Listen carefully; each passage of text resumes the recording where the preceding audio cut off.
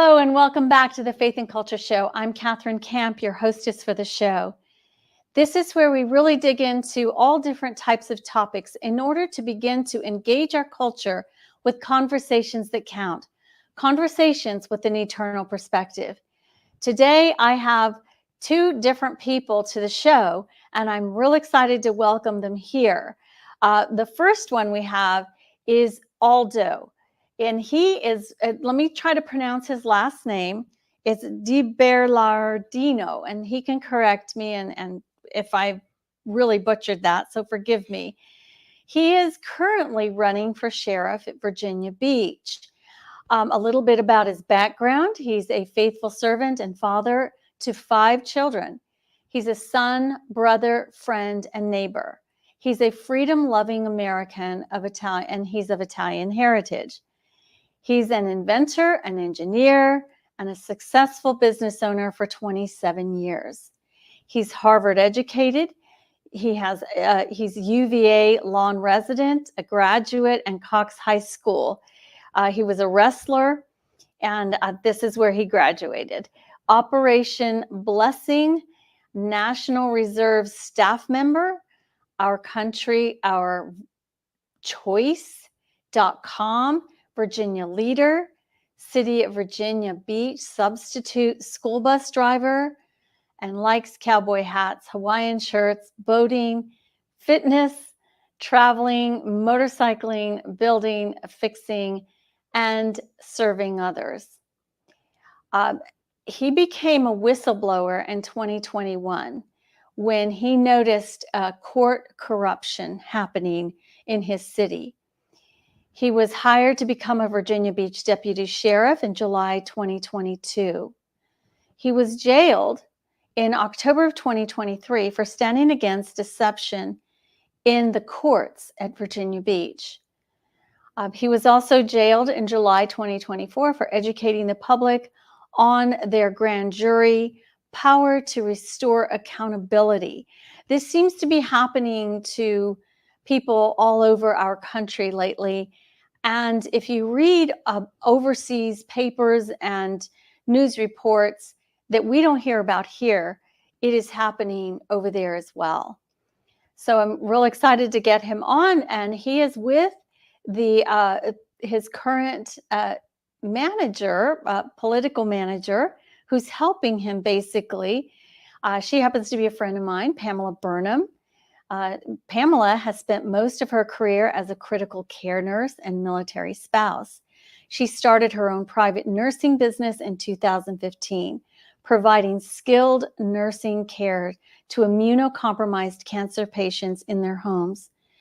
Pamela has been actively involved as the AFLDS, which is American Frontline Doctors Citizen Corps, leader for Virginia. And she's really good at it. She's a nurse volunteer for the FLCCC weekly webinar, question and answers, and she has been an active administrator for VAMFA, which is Virginia Medical Freedom Alliance. As a concerned citizen of the U.S., she has admirably spoken out at school board meetings to stop abuse to the children.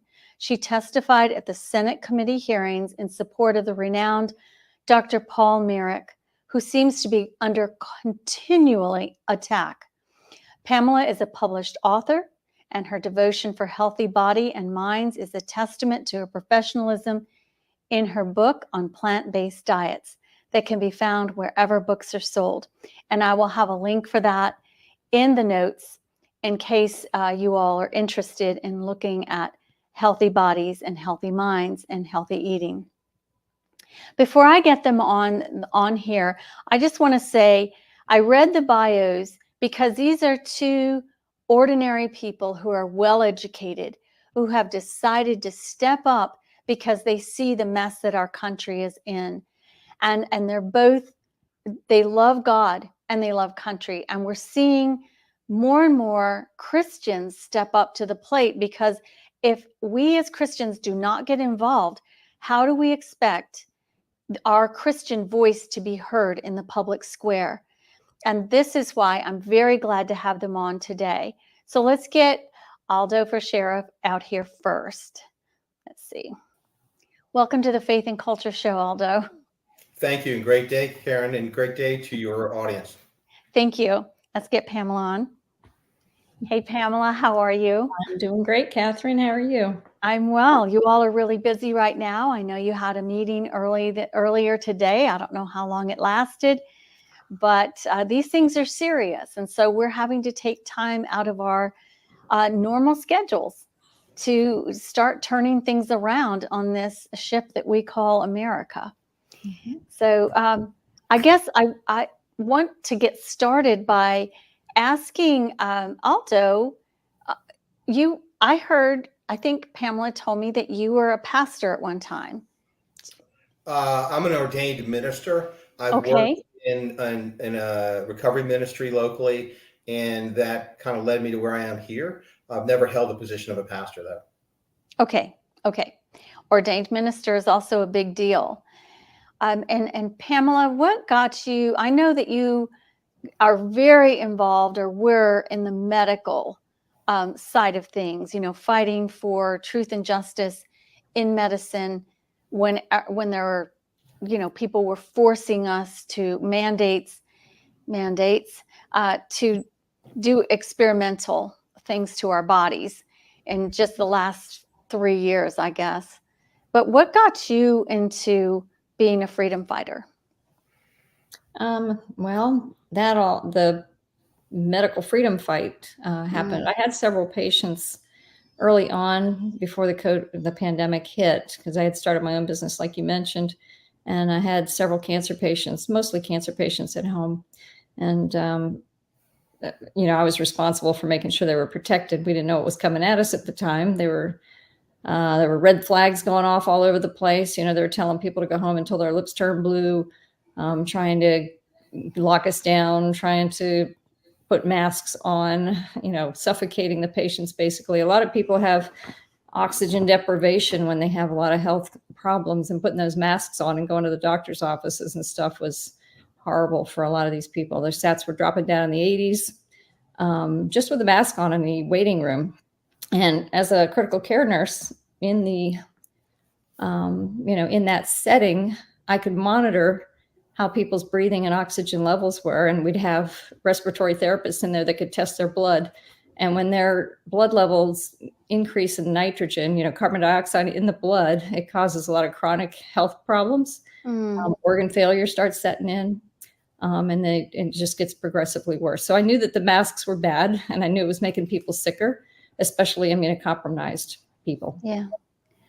Okay. So that, and your compassion for people, obviously, you just could no longer tolerate all of this. No, it was terrible. Yeah. Yeah. And every time one of my patients went to one of their centers, they were mostly spore cancer patients, which is a specialized oncology research patient. So they travel far, like to UT Southwest or Duke, Johns Hopkins. They weren't really local patients. They were being seen afar at these research centers. And when they got there, they knew already from all the information that I had shared with them that the shots were. Hey, thanks for watching the Faith and Culture Show. If you'd like to continue this particular episode, please go to the Rumble link below, or click on the QR code and join me on the Free Speech platform over there. Look for the name of the episode and start about the 10-minute mark. I hope to see you there, because it's a good one.